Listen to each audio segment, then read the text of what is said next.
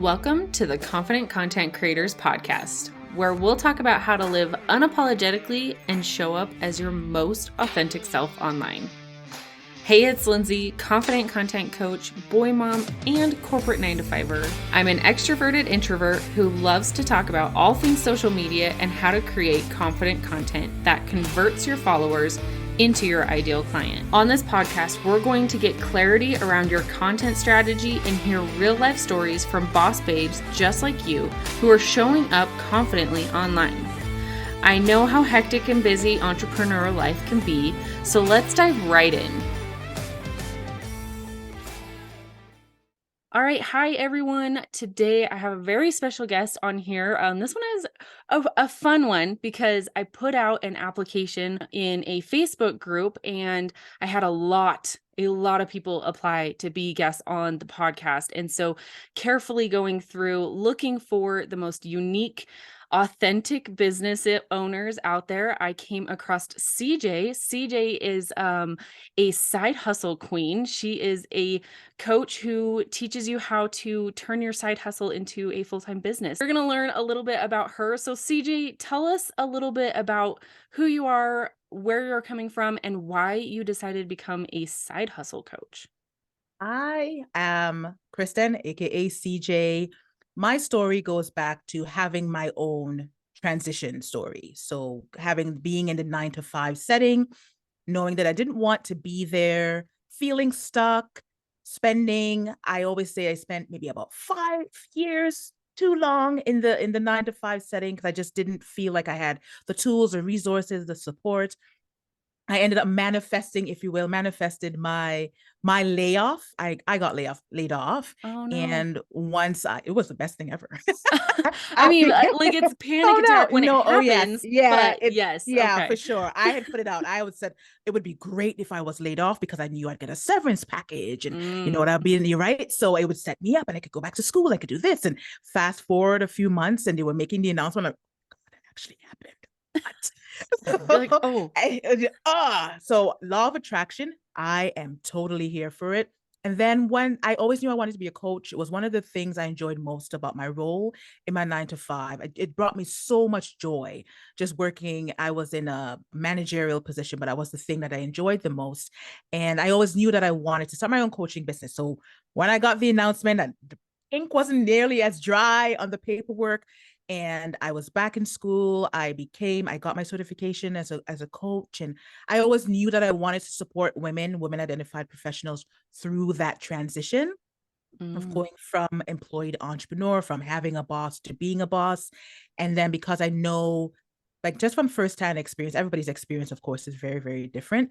But I know what her biggest fears and her biggest doubts are. So I also got a certification as a master mindset coach to be able to work through overcoming the mindset stuff and shifting your mindset from that employee mindset to understanding what it takes to become an entrepreneur.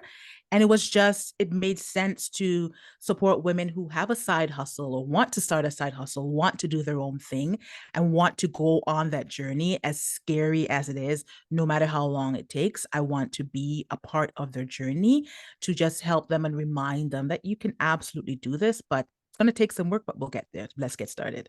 Yeah, exactly. And I resonate with that so much because I am still a corporate 9-to-5er. And so I'm living that corporate 9-to-5 and the entrepreneurial life.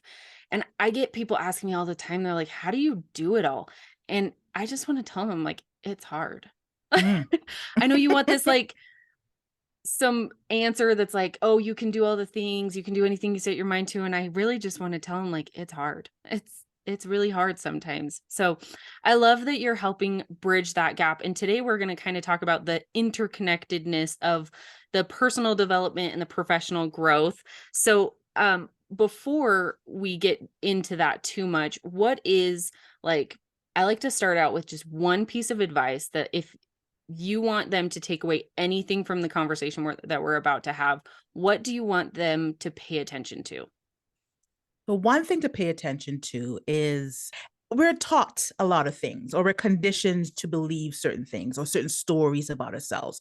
It's almost like who we are was imposed upon us before we actually had the opportunity to decide who we actually were. So we were told to go to school, get the education, get the higher education, get the job, get the promotion, have the career. And with that, because we were given certain skills and certain tools, and we're also told basically to be employees, a lot of us don't know that we can be entrepreneurs. So it's really about untelling and retelling your story your way, and redefining and reclaiming your life and your path. And whenever the doubt and the imposter syndrome and all that comes up, it's really challenging that thinking and saying, where is this coming from? And is that true? So when you feel those moments of, and they come up every day, I deal with it all the time. When you feel those moments, you really have to spend some time and reflect and say, but this isn't true, and how can I retell this story my way? And then once you can do that and condition yourself to continue to do that, then you can actually really define your success. So my roundabout way to answer your question is, success is very relative.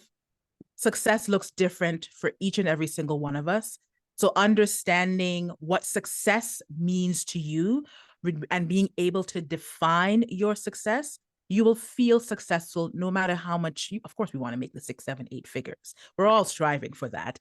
But so a lot of times, and I'm sure this can resonate with you, is success is just being in control of your time, being in control of Oh, yeah. what you do, how you do it, when you do it. So just learn how to define your success and work towards that. Untell those stories Yeah. and to be able to define your success. I love that you bring that up because a lot of times we associate success with a dollar sign amount, right? And whether Mhm. that dollar sign amount is $5,000 months or it's $5 million a year, we're like, that is the pillar of success. But it really isn't, It because really isn't. there are people who are making millions of dollars and don't feel successful because they don't have that personal side of the success, right? Like Right. the non-entrepreneur side of the time freedom, or the peace and the joy that comes from being an Right. entrepreneur. So Yeah. that kind of ties into personal development to Professional. professional growth aspect. So kind of tell us what you mean by that interconnectedness. So how I coach is, my 3 pillars are emotions, mindset, strategy, because I truly believe Mhm. how you feel impacts what you think and ultimately what you'll do.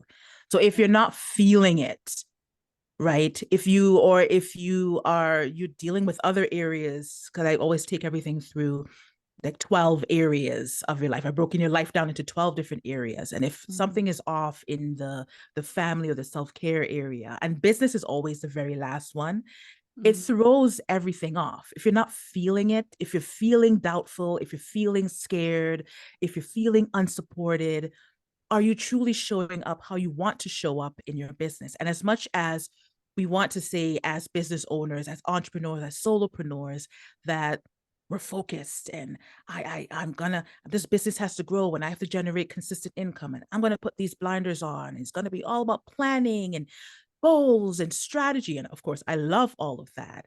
But there's a human behind all of that, and a human experiencing everything as we go through it. So if that human can't make the connection that we need to what we're doing, we're not going to show up authentically in our business.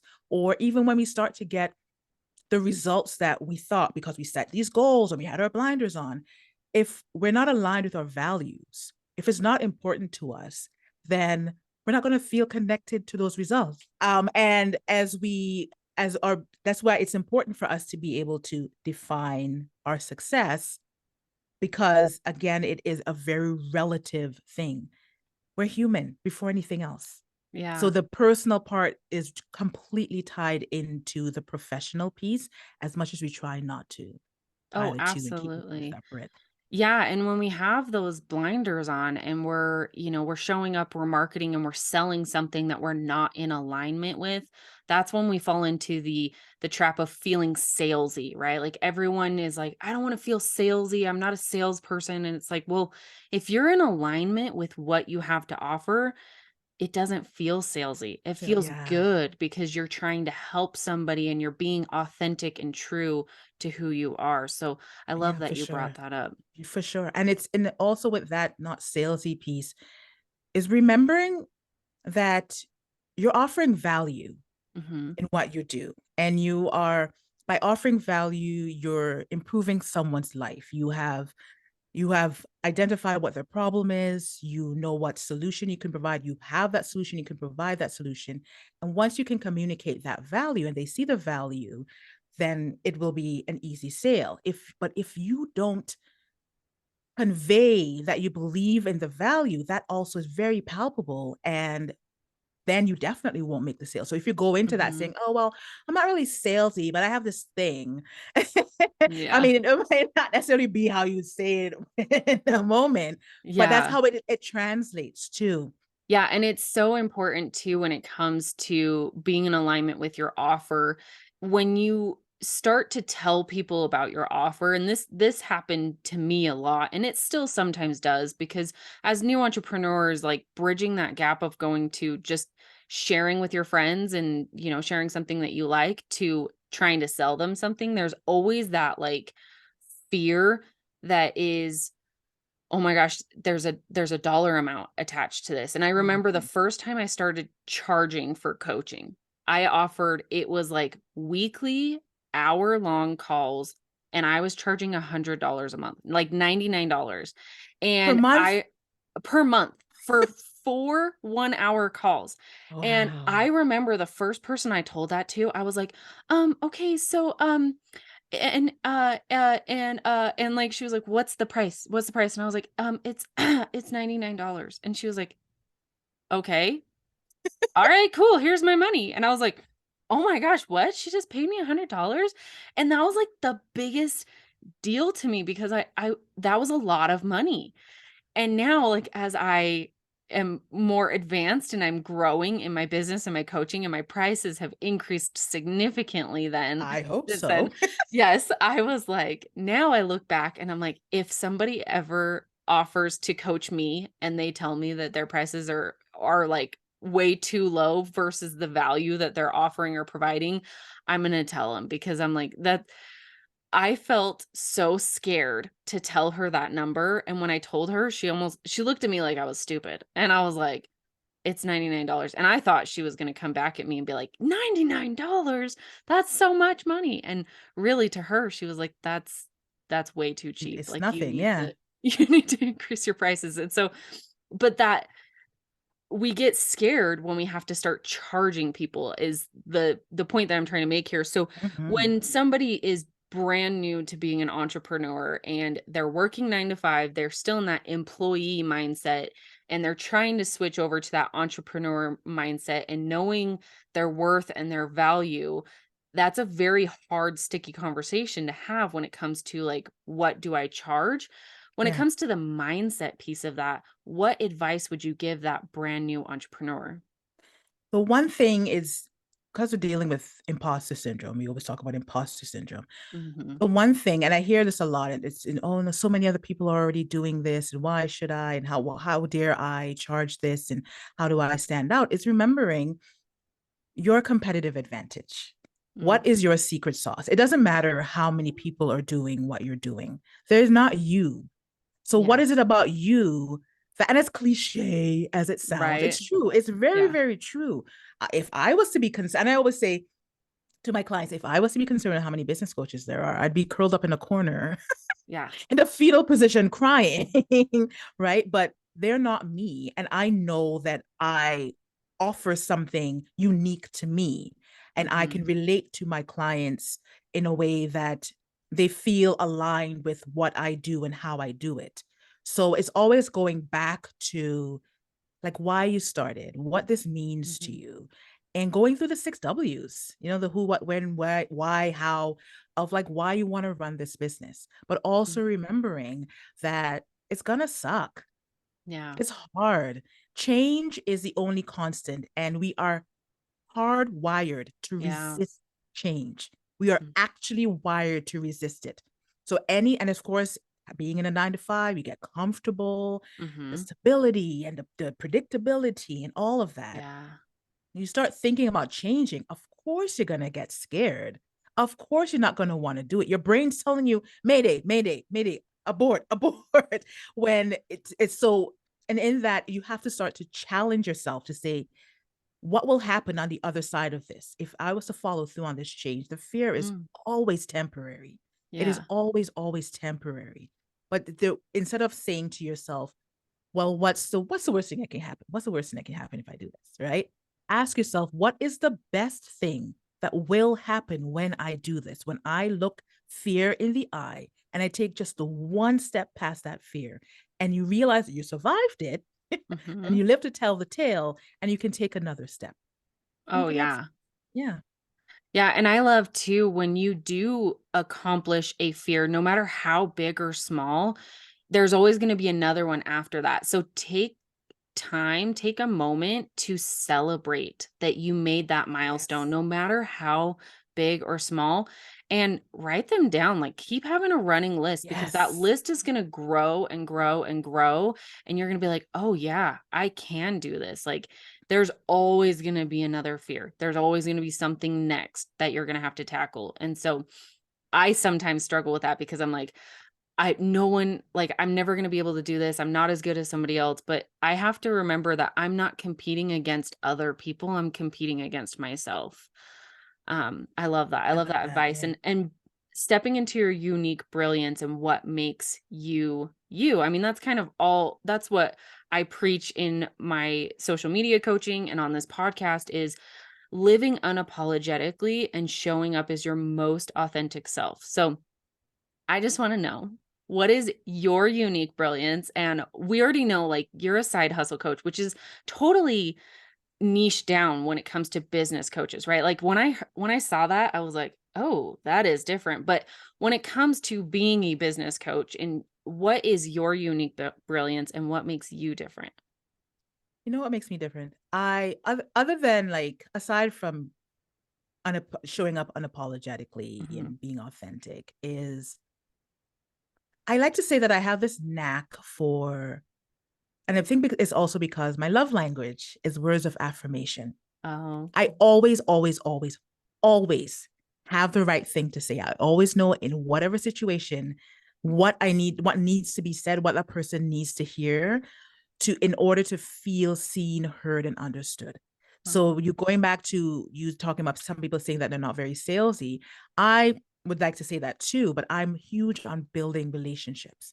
And I'm huge on it's important for somebody to trust me because Mhm. when you make the investment, it's not just your money, it's also your time. So when you're Yeah. investing in me, I'm investing in you and I am rooting for you all the way. If you're in, I'm in.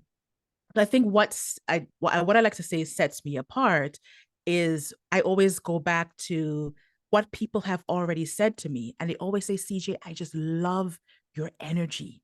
You have this thing about you that whenever I'm around you, I just feel so empowered and I just feel so motivated and I just feel like I can just do anything. And all I did was just show up as myself. Half the time I'm falling flat on my face, something spilled on my shirt or Oh, whatever it is. But in all of that, I humanize the entire experience of what they're going through. And I will share, like, you having a bad day? I'm having a bad day. Let's talk about it. And I will hold space for you because it's not just about business. It isn't. So if you're having a bad day, let's talk about it because we need to get past this. You got to go through it to get through it. So let's go through it. yeah. Oh, I love that because I say the same thing. Like, I have clients come to me and they think that it has to be all social media all the time. And I'm like, no, we can talk about your family and we can talk about what's going on at Yeah. your 9 to 5 or what you're going through. Because if you can't get past those blocks, they're going to get in your way. All right. So, when it comes to stepping into your unique brilliance or being your own boss, I understand that you have something that you want to offer the listeners of the podcast. I do. It's a masterclass called, it's in that 1 hour masterclass, How to Become Your Own Boss. I take the viewer through my 3D exit strategy. So dedicate, decide, depart. And just really, again, talking about mindset, talking about tools, and talking about resources you can use so that once you start to make the shift from employee to entrepreneur, you're actually setting your business up and yourself up for success. Awesome. I'm super excited about this because, like I said, as a corporate 9 to 5er, it may not be on my immediate bucket list. And if my boss is listening to this, she might kill me when I come into work tomorrow, but it is eventually on my bucket list Right. to Yeah. do this full time. And so Hmm. I love that you have that out there for them. And if you guys want to opt into this and watch it, I will put the link to it in the show notes. And how can they find you if they want to ask you more questions or if they want to work with you? Where do they go? What's the best way to contact you? My website is everything is Kristen N. James, two N's, KristenNJames.com. Or on social media, I am at Kristen N. James on Instagram, Twitter. I'm on LinkedIn if you're on LinkedIn as well. And I always like to say, slide in my DMs, ask me something, say, CJ, I have this side hustle. Please, like, come tell me about your side hustle. I love hearing those stories. So find me anywhere, Kristen N. James.